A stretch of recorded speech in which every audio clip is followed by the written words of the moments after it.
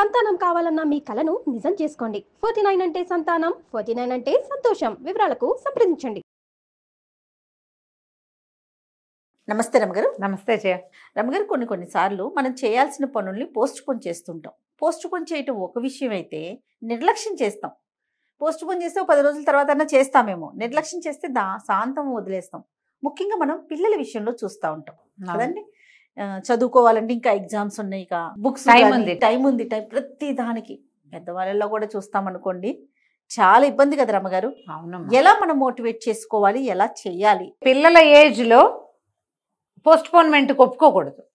మనం చేస్తే మనకు ఓకే, కానీ పిల్లాడిని ఒప్పుకోకూడదు. పిల్లాడికి మనం పోస్ట్ పోన్ చేస్తున్నట్టు దొరకకూడదు. అంటే ఇప్పుడు పిల్లలు ఏమంటారంటే, సాధారణంగా జయ ఏదైనా కొనమని అడుగుతారు, రేపు మాపు అని పోస్ట్ పోన్ చేస్తాం మనం. అవును, నీ బర్త్డేకి, నా బర్త్డేకి, మా మ్యారేజ్ డేకి, అన్నయ్య బర్త్డేకి, లేకపోతే అదేదో ఊరెళ్ళాక, అదేమిటో వచ్చాక, ఇదేమిటో అయ్యాక, నాన్నమ్మ వాళ్ళు వచ్చినప్పుడు, ఇలాంటివి మనం అన్ని పోస్ట్ పోన్ చేస్తున్నట్టు వాడు పసిగెట్టాడంటే వాడు కూడా పోస్ట్ పోన్ చేస్తాడు. మనం పోస్ట్ పోన్ చేయదనగానే వాడు ఏమంటాడు, నువ్వైతే చేస్తావు కానీ నేను మాత్రం చేయకూడదా, అడుగుతారు.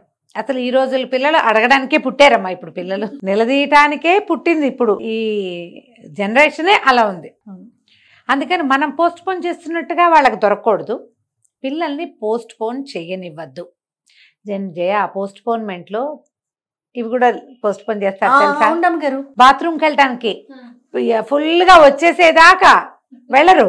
నువ్వు గమనించి 2-3 ఏళ్ల వయసు పిల్లల ఆట పోతుందని, టీవీలో ఏదో అయిపోతుందని, గేమ్ పోతుందని, ఆట పోతుందని పిస్సు బాగా ఫుల్గా వచ్చే వరకు ఆపుకుంటారు, 2 ఆపేసుకుంటారు. అంటే చెప్తారు వస్తుందని, అంటే కొంతసేపు ఇది చూసేసి వెళ్తామంటారు అంటారు. అవును, అది ఎంత బ్యాడ్ ప్రాక్టీస్ చేయ, చాలా ప్రమాదం, అనారోగ్యం.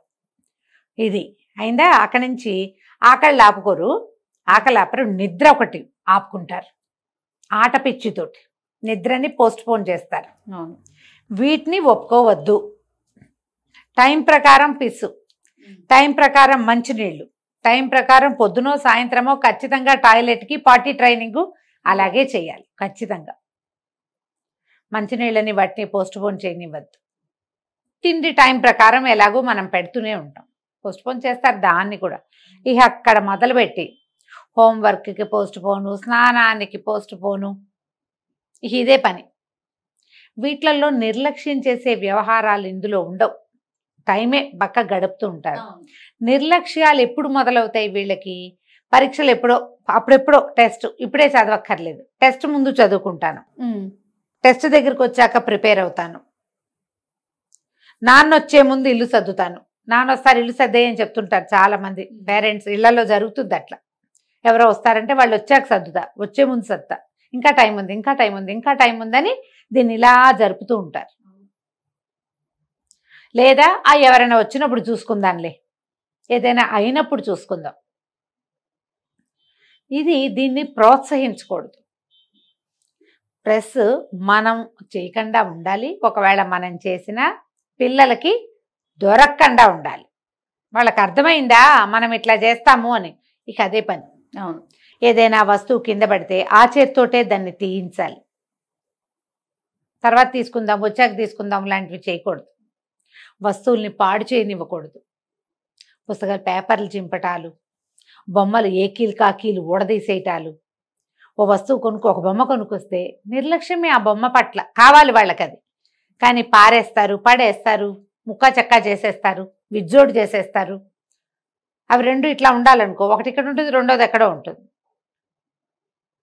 వీటికి మనం అటెంటివ్గా ఉండి ఎప్పటికప్పుడు పిల్లల్ని చెప్పుకుంటూ ఉండాలి. ఇక మన నిర్లక్ష్యాలు, పెద్దవాళ్ళు ఏం చేస్తాం మనము? సమయపాలనలో నిర్లక్ష్యం, మనుషుల పట్ల నిర్లక్ష్యం, మానవ సంబంధాల పట్ల నిర్లక్ష్యం, సోషల్ అవేర్నెస్ పట్ల నిర్లక్ష్యం. మనం బండ్ల మీద వెళ్తాం, సిగ్నల్ పడుతుంది, క్రాస్ చేసేస్తాం, పర్వాలేదు ఇవి ఒకసారికి. కానీ మీతో పాటు వచ్చే మీ పిల్లలు మీ క్రాసింగ్ థింగ్ అని గుర్తుపెట్టుకుంటారు, రాంగ్ క్రాసింగ్ని. సిగ్నల్ ఉండగానే మీరు సిగ్నల్ జంపింగ్లు అవి చేయొద్దు. చెత్తలు ఎక్కడ పడితే అక్కడ పడేయటం, ఏమవుతుందిలే అని అక్కడ పడే ఏం కాదు అని చెప్పేస్తారు పిల్లలకి. ఈ పనులు చేయబోకండి. ఈ సోషల్ అవేర్నెస్ పట్ల నిర్లక్ష్యం కనుక ఏర్పడిందంటే అదంతా మనమే మోసుకోవాలి రేపొద్దున. అంతేగా. ఈ భూమి మీద బతికే పెద్ద జీవుల్లో మనం ముఖ్యమైన వాళ్ళం కదా, మనం ముఖ్యం కదా. ఇది ఆలోచనలో పెట్టుకోండి. పర్యావరణం పట్ల నిర్లక్ష్యము, పరిస్థితుల పట్ల నిర్లక్ష్యము, మానవ సంబంధాల పట్ల నిర్లక్ష్యము, పెద్దవాళ్ల పట్ల నిర్లక్ష్యము, రోగులు, అనారోగ్యంగా ఉండేవాళ్ళు, లేకపోతే ఏమంటారు మన వికలాంగుల పట్ల నిర్లక్ష్యపు ధోరణి, ఇతరుల పట్ల నిర్లక్ష్యపు ధోరణి. వీళ్ళని పట్టించుకునేదేంటి, వీళ్ళకి విలువ ఇచ్చేదేంటి, వీళ్ళకి టైం ఎందుకు ఇవ్వాలి? అలాంటి నిర్లక్ష్యాలన్నీ కూడా పిల్లలు కళ్ళు పెట్టుకుని చూస్తారు జయ మన మీద. వాడు ఆడుకుంటూనే ఉంటాడు, వాడు తిరుగుతూనే ఉంటాడు, వాడి దారిని వాడు తింటుంటాడు, కానీ చూస్తాడు. మీ బిహేవియరే ఇంచుమించుగా మీ పిల్లలు కాపీ చేస్తారు. నువ్వు గమనించు, విత్ ఒకటైతే చెట్టు ఇంకోటి రాదమ్మా, అస్సలు రాదు. తల్లులు మగ పిల్లలు ఫ్రెండ్స్ని తిడుతున్నారనుకో, ఎంతసేపు చిన్నప్పుడు వీడికి కోపం వస్తుంది, నా ఫ్రెండ్ని తిడుతుంది మా అమ్మని, కానీ కొంచెం పెద్ద అయ్యాక వాడు కూడా అదే చేస్తాడు. వాడికి అవకాశం వచ్చినప్పుడు వాడు కూడా అదే చేస్తాడు. ఈ ధోరణిని మానుకోండి. పైగా ఇప్పుడు మనకి ఇంకో సోషల్ అవేర్నెస్ ఏం కావాలంటే, ఏదైనా మన చుట్టుపక్కల ప్రమాదాలు జరగకూడనివి, అబ్యూజివ్ థింగ్స్ అలాంటివి కనపడ్డప్పుడు మనం చూసి చూడనట్టు ఊరుకున్నామంటే పిల్లలు కూడా అలాగే ఉంటారు. రేపొద్దున ఆ పరిస్థితి మన కర్మగాలి మనకే రావచ్చు. ఇతరుల సమస్యల పట్ల స్పందించే గుణం లేకపోవటం, వాటి పట్ల నిర్లక్ష్యం కూడా మనకి ప్రమాదకారిగానే మారుతుంది. ఇవన్నీ ఉండాలి, అవసరం. నేర్పాలి, చెప్పాలి. ఏదైనా సందర్భం వచ్చినప్పుడు ముందు మనకి ఈ రకమైన అవగాహన ఉండాలి. మనకెందుకు, మన టైం వేస్ట్. చాలా మందికి ఇదే ఆలోచన ఉంటుంది. అవునండి, అవునవును, టైం వేస్ట్ ఇదంతా. మనని కూడా ప్రజలు టైం వేస్ట్ అనుకోరా రేపు? 100%. మనకి రావా ప్రమాదాలు, మనకి రావా ఇబ్బందులు? అవునా కదా? మనం చూడు పాండమిక్లో ఎలాంటి సిచ్యువేషన్స్ చూసాం జయ. అస్సలు దిక్కుమాలిపోయాం కదా మనం. మళ్ళీ రాకూడదు అలాంటి స్థితి. అంటే మనకి ఇవన్నీ ఉండాలి, సోషల్ అవేర్నెస్ ఉండాలి, కొంచెం జాగ్రత్త ఉండాలి. ఏ పనిని చెత్తలు క్లీన్ చేయటం కానీ వాటి పట్ల మనకు నిర్లక్ష్యం ఉండకూడదు, పోస్ట్ పోన్మెంట్ ఉండకూడదు. ఈ నిర్లక్ష్యపు ధోరణితోటి మనం రకరకాల ఇబ్బందుల్లోకి వెళ్ళిపోతాం. పిల్లలు లేటుగా రావటం, ఎక్కడికి వెళ్ళారు సరైన ఇన్ఫర్మేషన్ మనకి ఇవ్వకపోవటం, వాళ్ళు అక్కడ ఉన్నారన్న కన్ఫర్మేషన్ మనకు లేకపోవటము. పర్వాలేదులే పిల్లలు అలాగే ఉంటారు అనే నిర్లక్ష్యం. తర్వాత వాడు ఎక్కడో తేల్తాడు. అంటే పెద్దల వైపు అంటున్నారా, పేరెంట్స్ వైపు, పిల్లల వైపు అంటారా నిర్లక్ష్యం? పేరెంట్స్ మనకే తెలుసు మనకు అనుకుంటాం. పర్వాలే, రోజు వెళ్ళే ట్యూషనే, అయినా కూడా మీరు జాగ్రత్తగా ఉండాలి. రోజు వాళ్ళ దగ్గరే ఉంటారు పిల్లలు, అయినా కూడా మీరు జాగ్రత్తగా ఉండాలి. వాళ్ళ బిహేవియర్ ఏంటో మనకు తెలియదు. ఎప్పుడు మనుషుల్లోంచి మృగాలు బయటకు వస్తున్నారో తెలియని రోజులోకి వచ్చేసాం మనం. పిల్లల్ని ఎవరి దగ్గరైనా వదిలిపెట్టినా, ఎక్కువ గంటలు ఎవరితోటైనా పిల్లలు స్పెండ్ చేసినా జాగ్రత్త, నిర్లక్ష్యం పనికిరాదు. పిల్లలు ఎవరింటికైనా వెళ్ళటానికి ఏడుస్తున్నా, భయపడుతున్నా, అని ఎందుకు అలా చేస్తావు, మామయ్యతో ఉండు, బాబాయ్తో ఉండు అని ఎంకరేజ్ చూసుకోండి. ఎందుకు వీళ్ళు ఇష్టపట్టలేదు, వాళ్ళు ఎవరైనా వచ్చినప్పుడు పిల్లలు భయపడుతున్నారా? మీకు ఎంత అబ్జర్వేషన్ కావాలమ్మా? పేరెంట్స్ ఎంత అబ్జర్వ్ చేయాలి, ఎంత ఒళ్ళు దగ్గర పెట్టుకోవాలి. మనం ఏ ఫోన్లోనో ఏ ల్యాప్టాప్లోనో మైమర్చిపోయి ఉంటే, బిజీగా ఉంటే పిల్లల జీవితాలు, ఆరోగ్యాలు అనవసరంగా ఇబ్బందుల్లోకి వెళ్తాం కదా. మీరు ఎప్పుడు నిరంతరము అటెంటివ్గానే ఉండాలి. మనిషి అన్న ప్రతివాడును అలా బద్ధకంగా ఉండటం, ఎవరినో చూస్తూ ఉండటం ఎంతసేపు, అవన్నీ కూడా ప్రమాదాలే కదా జయ. ఇక్కడ ఏం జరుగుతుందో తెలియదు. కరెక్ట్ రమ్మగారు కదా. అసలు ఒళ్ళంతా కళ్ళు చేసుకోవాలి, ఒళ్ళంతా కళ్ళు చేసుకోవాలి. పిల్లలు స్కూళ్ళ నుంచి వచ్చేటప్పుడు ఉత్సాహంగా వస్తున్నారా, రావట్లేదా, నిర్లక్ష్యం వహించకండి. రోజు జరిగేదే కదా అనుకోకండి. రోజు జరిగే వాటిలలో ఎలాంటి ఇబ్బందులు ఎదురవుతున్నాయో తెలియటల్లా మనకి. చిన్న పిల్లలు చెప్పలేరు, ఏమన్నా ఇబ్బంది వచ్చినా పాపం అక్కడ ఏదన్నా ఇబ్బందులున్నా చెప్పరు. వాళ్ళ మూడ్స్ ఎట్లా ఉన్నాయి, పిల్లలు నార్మల్గా ఉన్నారు లేదా, తింటున్నారా లేదా, పడుకుంటున్నారా లేదా, దేంతో ఎక్కువ టైం స్పెండ్ చేస్తున్నారు, ఈ విషయాల పట్ల కూడా మనకి నిర్లక్ష్యం తగదు. అక్కడి నుంచి డే కేర్ సెంటర్లలో పెట్టేటప్పుడు కూడా ఎన్ని పాయింట్లు ఉన్నాయి చూడు. అవునండి, ఇంకా నేను పైపైన చెప్తున్నాను, మాట్లాడుకుంటున్నాం గురించే మనం అంతే. ఈ డే కేర్ సెంటర్ల నుంచి వచ్చినప్పుడు పిల్లలు జోగుతూ ఉన్నారా, నిద్రపోతున్నారా, దాన్ని కూడా అబ్జర్వ్ చేసుకోండి. డే కేర్ సెంటర్కి వెళ్ళటానికి ఏడుస్తున్నారా, అవి కూడా అబ్జర్వ్ చేసుకోవాలి. అవి కూడా ఉన్నాయి కదా, ఇప్పుడు తల్లులు ఉద్యోగస్తులు పిల్లల్ని ఎక్కడో చోట డే కేర్లో ఉంచవలసిందే, వేరే దారి లేదు.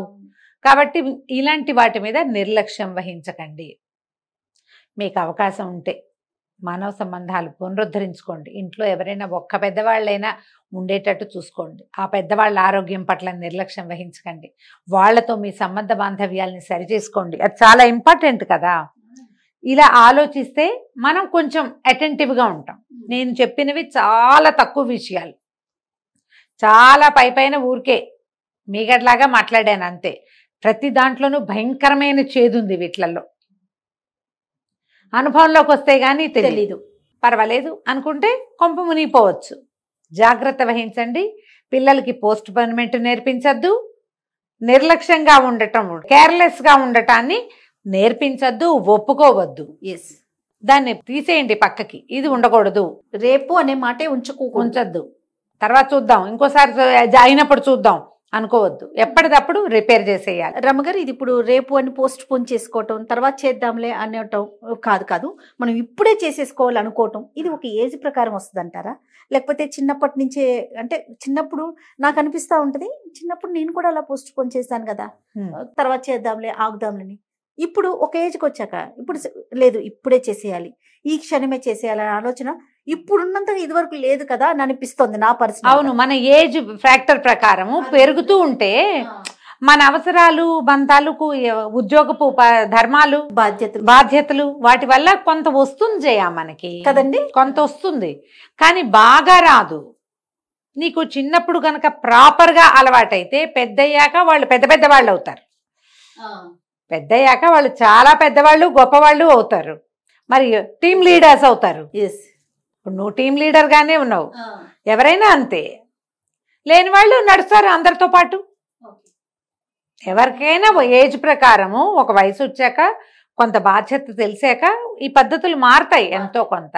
ఇప్పుడు ఈ వాయిదా వేయటమే కాదు, మరి నిర్లక్ష్యపు ధోరణి అదొకటి ఉందిగా, కేర్లెస్గా ఉండటం. అది ఎంత పెద్దవాళ్ళైనా ఉంటుంది, అది పోదు. అది కేర్లెస్ థింగ్ వాళ్ళ క్యారెక్టర్గా మారిపోతుంది. అది దాన్ని ఎంకరేజ్ చేయకూడదు మనం. నీకు పోస్ట్ పోన్మెంట్ కొంతవరకు కరెక్ట్, కేర్లెస్ థింగ్ అసలు కరెక్ట్ కాదు. దాన్ని అసలు ఉంచకూడదు. కేర్లెస్ అన్న మాటే లేదు. ప్రతి చోట కేర్ఫుల్గా ఉండవలసిందే. ఉంటేనే మనం ఈ సమాజంలో ధైర్యంగా నిద్దాగా బతకగలమమ్మా. అవునండి, మన పిల్లలకి మంచి భవిష్యత్తు ఇవ్వగలం.